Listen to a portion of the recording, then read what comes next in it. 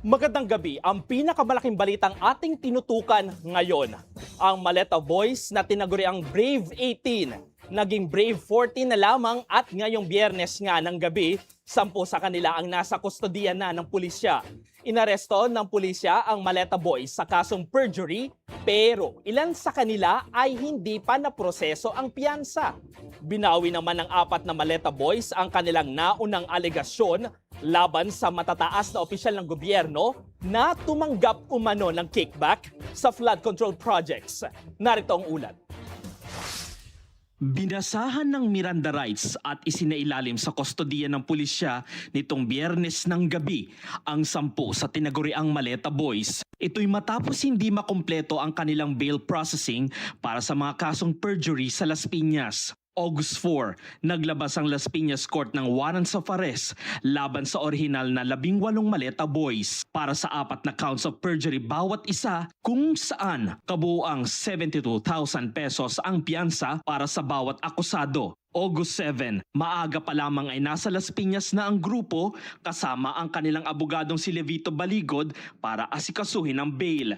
Sinabi ni Baligod na siya ang sumagot sa malaking bahagi ng pampiyansang grupo na umabot umano sa mahigit 1 milyong piso. Pero sa latest reports, 3 Maleta Boys lamang ang nakapagpiyansa samantalang hindi na kompleto ang bail requirements ng 11. Dinala ang 10 sa Las Piñas City Police Station at posibleng manatili sa kustodiya. 4 sa orihinal na 18 ang bumawi sa kanilang mga naunang pahayag laban kina Pangulong Ferdinand Marcos Jr., dating House Speaker Martin Romualdez, dating Ako Bicol Party List Representative Zaldico at iba pang personalidad. Ayon sa 4, hindi totoo ang ilan sa mga nauna nilang alegasyon. Inako din nila na may mga pangako umano ng financial assistance at seguridad nang lagdaan nila ang naunang joint affidavit. Habang itinanggi naman ni Baligod na tinuruan niya ang grupo na magsinungaling at sinabi niyang ang tulong na inalok niya ay para sa mga pangangailangan ng kanilang pamilya. Dahil sa pagbawi ng 4, binawi na niya ang pagiging abogado sa 4 na nag-recant.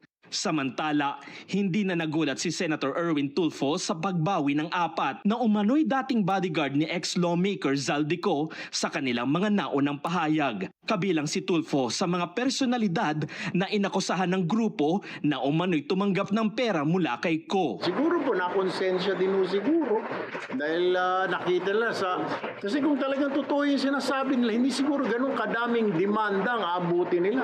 Halos lahat na binanggit nila nagdemanda including myself. Dahil dito, naghain si Tulfo ng grave oral defamation complaint. Hinamo naman ni dating Congressman Ace Barbers ang 4 na nag-recant na Maleta Boys na pangalanan kung sino ang nagtulak sa kanila na maglabas ng mga alegasyon laban sa matataas na opisyal. Kabilang si Barbers sa mga personalidad na idinawit ng grupo. Lumalabas na yung katotohanan. Sila mismo nagsabi na merong nagtutulak sa kanila, merong gumawa ng kanilang joint affidavit, at merong nagsasabi sa kanila na itong sabihin. Pangalanan nyo.